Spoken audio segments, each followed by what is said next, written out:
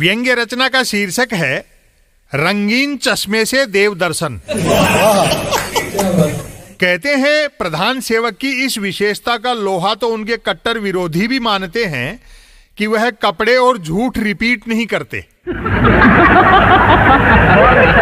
भाई क्या बात है। नोटबंदी के समय का उनका दावा कि इससे काला धन और आतंकवाद दोनों खत्म हो जाएंगे, वह वाक्य उनके श्रीमुख से भूले बिसरे भी दोबारा नहीं निकला।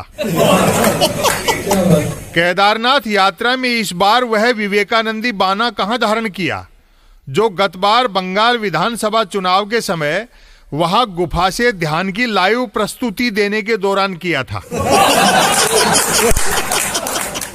भले ही जुराब या रुमाल ही बदलें, वह एक मकान के 2 कमरों में भी एक रूप में प्रवेश नहीं करते।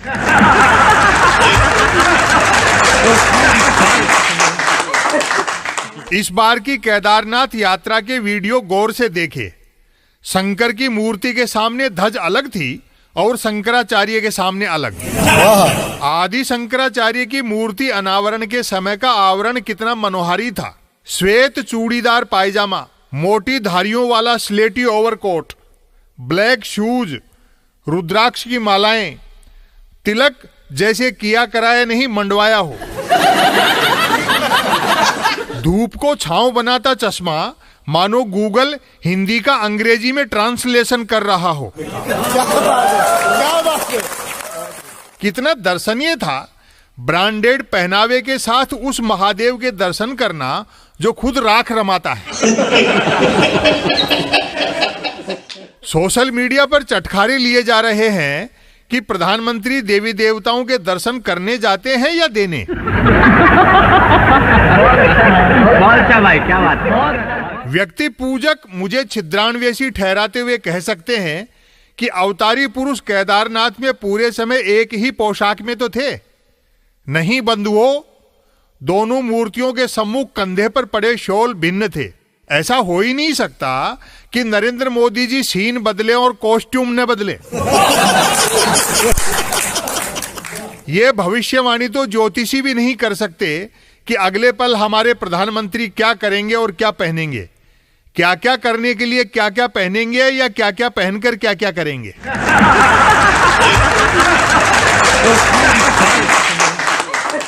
शायद कुछ लोग फैंसी ड्रेस प्रतियोगिताओं में भाग लेने के लिए ही मनुष्य रूप धरते हैं। जीवन भर उनका एक ही लक्ष्य रहता है, पहनावे से रंग जमाना, भले ही रंग बिरंगा पहनना पड़े। केदारनाथ यात्रा पर ऐसे गए जैसे शूटिंग पर गए हों। नजर का चश्मा ही क्या खूब लगाया कि हर दर्शक की नजर चश्मे ही पर लगी रही। यह अलग बात है कि जिसे देखने गए थे वह दिखता ही तब है जब सब तरह के चश्मे उतार कर देखा जाए।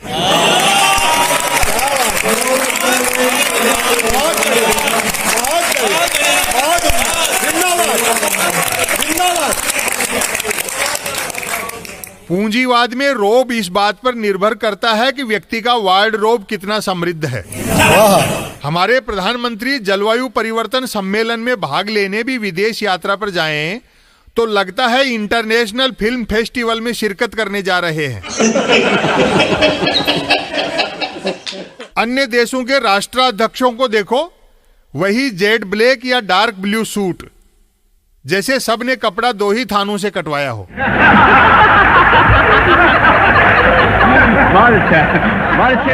जिस लेखक के कत्थे में दम नहीं होता वह अपनी किताब को बेस्ट सेलर बनाने के लिए पूरी ताकत उसकी साज सज्जा में झोंक देता है। मार्केटिंग और ब्रांडिंग का उस्ताद लेखक जानता है कि ग्राहकों का एक बड़ा वर्ग ऐसा भी है जो कंटेंट नहीं किताब की सजावट देखता है। हमें गर्व है कि पाकिस्तान का जितना बड़ा शस्त्रागार है उतना बड़ा तो हमारे प्रधानमंत्री का वस्त्रागार है। भाई क्या बात है। व्यंग्य रचना का शीर्षक है यूक्रेन पर बमबारी, विश्व गुरु की लाचारी। यूक्रेन पर रूसी सेना ने आक्रमण कर डाला। एक हंसता खेलता देश महाशक्तियों के वर्चस्ववादी पाटों में पिस गया। व्लादिमीर पुतिन के रवैया का कुल निचोड़ है कि कोई नेता जब अपने देश से बड़ा हो जाए तो उसकी जिद की कीमत उसके देश सहित पूरी दुनिया को चुकानी पड़ती है। बारूद और माचिस का सप्लायर अमेरिका आग लगाकर हाथ सेंकने के चक्कर में मुंह झुलसा बैठा। तालिबान ने रूस और यूक्रेन से संयम की अपील की है। वाह, क्या हास्यास्पद सीन है।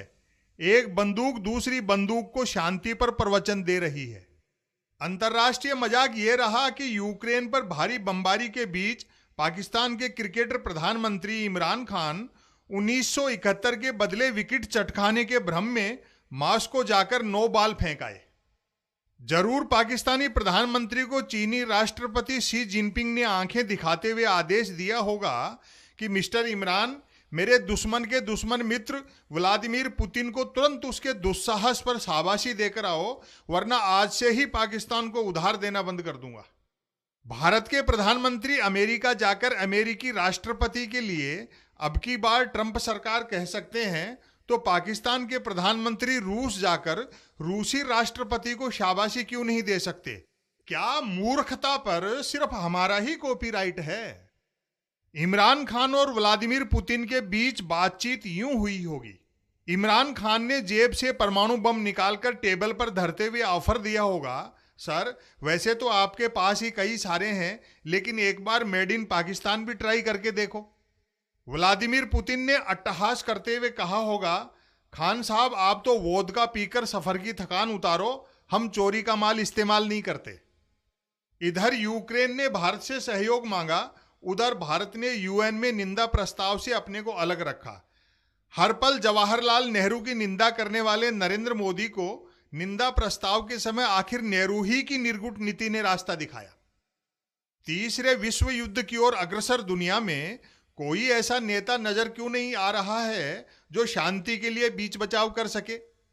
दरअसल मध्यस्थता के लिए नेता का पद नहीं कद बड़ा होना चाहिए, और नेता का कद उसकी ब्रांड वैल्यू से नहीं उसके नैतिक बल से तय होता है। वर्तमान वैश्विक राजनीतिक परिदृश्य देखें तो कुर्सियों पर कॉरपोरेट्स के बिठाए बौने कद लंबी परछाई वाले मोहरे बैठे हैं। चिंतनीय है कि दुनिया के किसी देश में लोकतंत्र नहीं बचा। जिसे हम लोकतंत्र समझ रहे हैं, असल में वह चुनावी राजतंत्र है।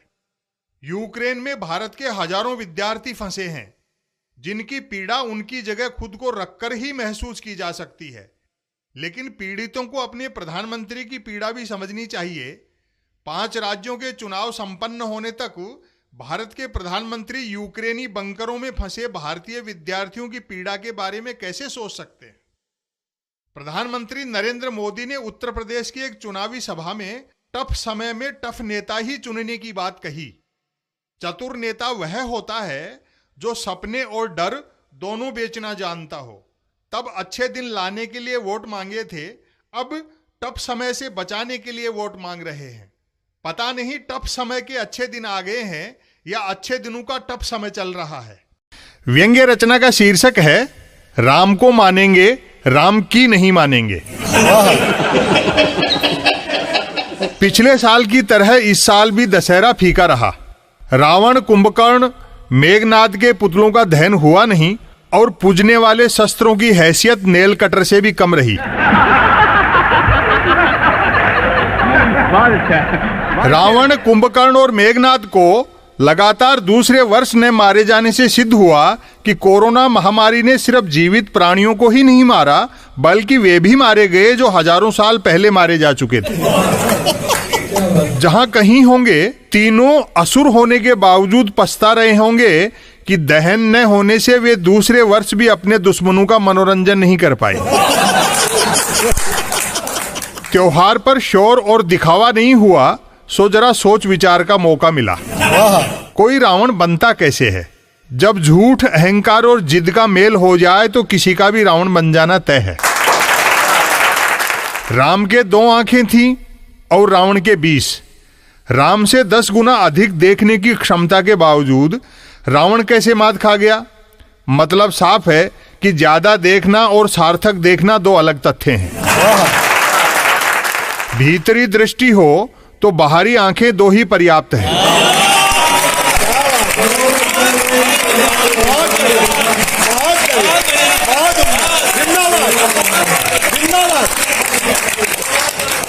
सत्य का बल न होने पर 10 शीश और 20 भुजाएं सहारा नहीं बोझ बन जाते हैं।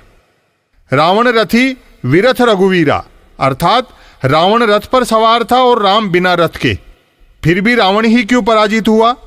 क्योंकि सत्य के मार्ग पर चलने वाले के लिए 2 पैर ही काफी होते हैं। रथों पर आरूढ़ होकर असत्य को पराजित नहीं किया जा सकता, चुनाव भले ही जीते जा सकते हैं। जहां तक कुंभकर्ण की मौत का सवाल है, समझ से बाहर है कि जो एक दिन जागकर फिर 6 माह के लिए सो जाता हो, उसे अलग से मारने की क्या जरूरत थी? बेचारा कुंभकर्ण भी तो वही काम कर रहा था जो आम भारतीय मतदाता करता है।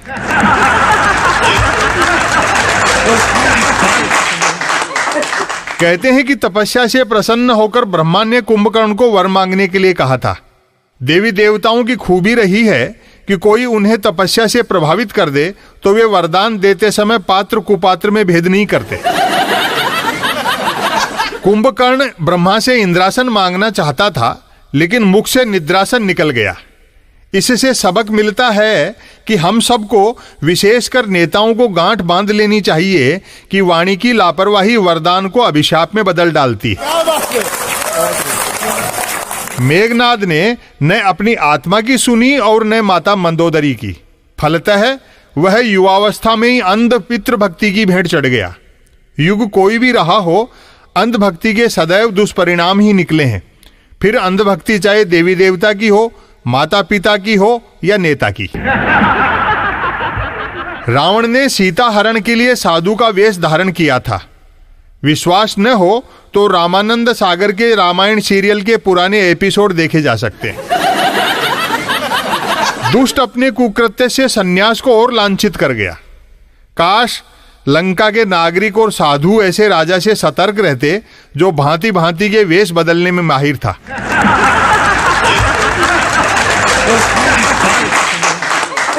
वैसे नागरिक और साधु भी क्यों ऐतराज करते? वे भी सोने की लंका के मजे लेने में व्यस्त रहे होंगे। सोने का देश बनाकर सुविधाएं ही जुटाई जा सकती हैं, सुख नहीं। विकास यह नहीं है कि भौतिक संसाधन कितने बढ़े। विकास यह है कि भय, लालच, ईर्ष्या, अहंकार, झूठ, बेईमानी और प्रतिशोध कितने घटे। राजा झूठा, अहंकारी और जिद्दी होगा तो प्रजा भी सदाचारी नहीं होगी। फिर स्मार्ट सिटीज किस काम की?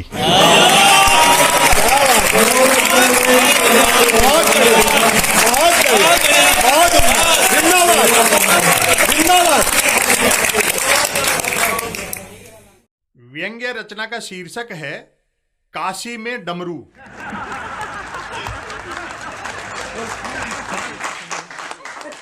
महामारी से बचे तो बमबारी शुरू हो गई। दुनिया आग की लपटों में घिरी है। आग बुझाने वाली बाल्टियां रेत के रंग की बारूद से लबालब हैं और दमकलों में पानी की जगह पेट्रोल भरा है। यूक्रेन ने विश्व गुरु से मदद मांगी। यूक्रेन बेचारा कहां जानता है कि जिससे टॉर्च मांगी जा रही है वह तो खुद मोमबत्ती ढूंढ रहा है। चिर विरोधी चुटकी ले रहे हैं कि मिशन गंगा के तहत यूक्रेन से भारतीयों को निकाल कर लाने के लिए बजाय 4-4 मंत्रियों को भेजने के खुद प्रधानमंत्री को जाना चाहिए था। रिकॉर्ड तोड़ विश्व भ्रमण से उन्हें संसार के हर गांव शहर के हर गली मोहल्ले के प्रवेश निकास के रास्ते भी पता हैं।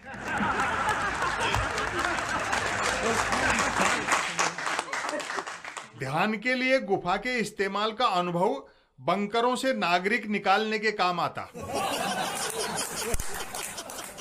विपक्ष को शिकायत है कि भारतीय विद्यार्थी यूक्रेनी बंकरों में जीवन मरण से उलझे हैं और भारतीय प्रधानमंत्री 5 राज्यों के चुनाव प्रचार में व्यस्त हैं। शिकायतियों को प्रधानमंत्री की प्राथमिकता समझनी चाहिए। वह यहां घरों से वोटर पहले निकाले कि वहां बंकरों से विद्यार्थी। सिंहासन ही नहीं बचे तो राजा के लिए दुनिया किस काम की। यूपी विधानसभा चुनाव के मद्देनजर प्रधानमंत्री 3 दिन तक काशी में डटे रहे। न सिर्फ रैली, जुलूस, रोड शो किए, बल्कि दूसरी बार डमरू भी बजाया। दूसरी बार डमरू बजाया? हाँ, डमरू दूसरी बार बजाया। पहली बार तो नोटबंदी करके इकोनॉमी का बजा चुके हैं। बहुत अच्छा, बहुत अच्छे। नरेंद्र मोदी की यही तो खूबी है कि संकट की घड़ियों में भी कमर्शियल ब्रेक से नहीं चूकते। 4 मंत्रियों की जगह अकेले प्रधानमंत्री मिशन गंगा में लग जाते तो काशी में डमरू कौन बजाता, और यदि चारों मंत्री बजाते तो क्या डमरू वैसा बजता जैसा प्रधानमंत्री ने बजाया?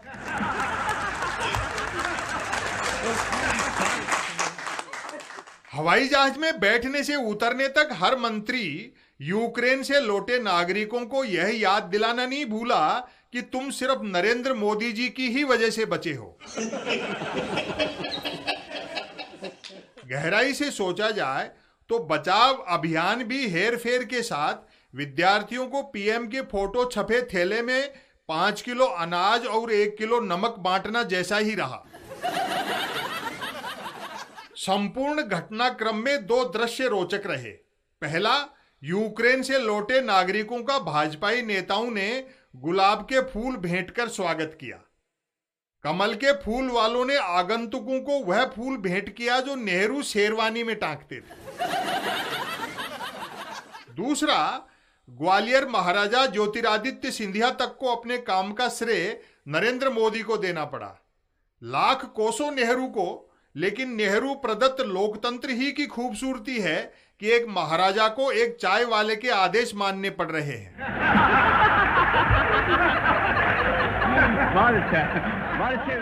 यूक्रेन में फंसे विद्यार्थियों के साथ सहानुभूति, सहायता और सरकार को उत्तरदायी ठहराने के बजाय आईटी सेल वाले इस दोषारोपण में जुटे हैं कि ये यूक्रेन गए ही क्यों।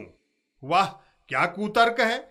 मेरे ख्याल से संकट के समय मोदी सरकार से मदद मांगने पर भारतीय नागरिकों को यह सुनने के लिए भी तैयार रहना चाहिए कि आप जन्मे ही क्यों।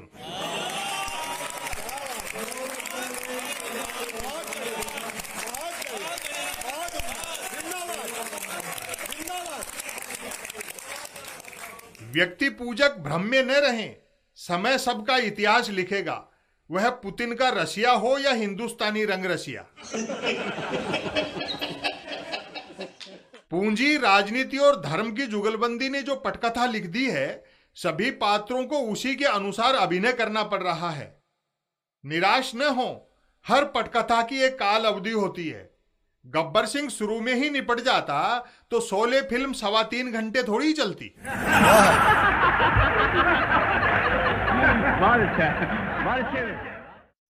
व्यंग्य रचना का शीर्षक है न आने वाला काम करना।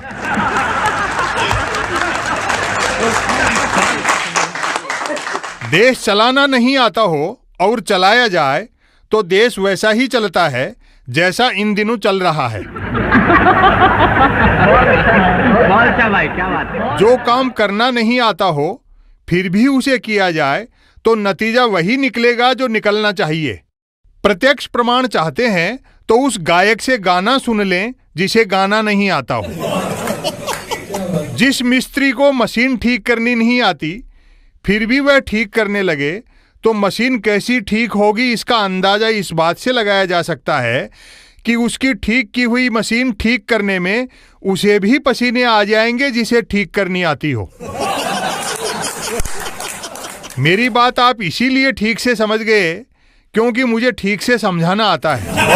यदि मुझे ठीक से समझाना नहीं आता और फिर भी मैं समझाने लगता तो नजारा क्या होता ये आप समझते ही हैं।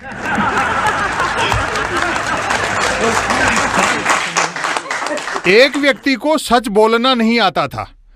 ज्यों ही उसने सच बोल रहा हूं कहकर बोलना शुरू किया, सुनने वाले तुरंत समझ गए कि यह जो बोल रहा है वह सच नहीं है।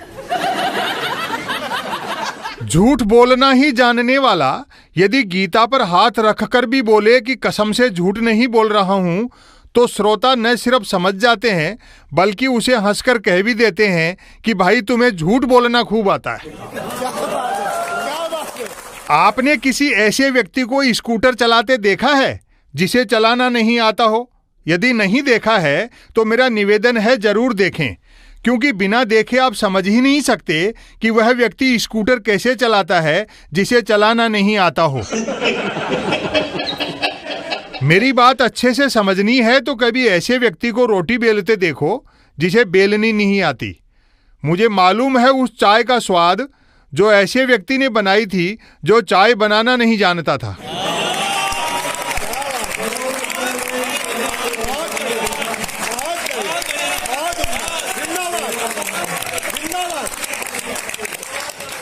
भारत के वित्त मंत्री के हिसाब किताब रखने के तरीके और परिणाम जानने के लिए भारतीयों को किसी ऐसे कंपनी मालिक से उसका अनुभव जानना चाहिए जिसके कैशियर को हिसाब किताब रखना नहीं आता हो, फिर भी वह हिसाब किताब रखता हो। जिन्हें जो काम करना नहीं आए फिर भी वे वह काम करें तो काम कैसा होगा, यह जानने के लिए ऐसे कवियों को पढ़ें सुने जिन्हें कविता न लिखनी आती है न सुनानी, बावजूद इसके वे लिख भी रहे हैं और सुना भी रहे हैं। देखा है कभी ऐसे स्त्री पुरुष को जो मेकअप करना नहीं जानता हो लेकिन कर रखा हो? यदि आप मेकअप करना नहीं जानते तो अपना मेकअप खुद करके शीशे में देखें। मेरा दावा है आप देखते से ही समझ जाएंगे कि न जानने वाला काम करने के क्या नतीजे होते। मैं अध्यापक रहा हूं। मैंने ऐसे परीक्षार्थियों की असंख्य उत्तर पुस्तिकाएं जांची हैं जिन्हें उत्तर नहीं आते थे तब भी वे उत्तर लिखते थे। सोशल मीडिया इस्तेमाल करना नहीं जानने के बाद भी इस्तेमाल किया जाए तो वही भुगतना पड़ता है जो हाथ लगा उस तरह इस्तेमाल करना नहीं जानने के बावजूद इस्तेमाल कर बैठने वाले बंदर ने भुगता था।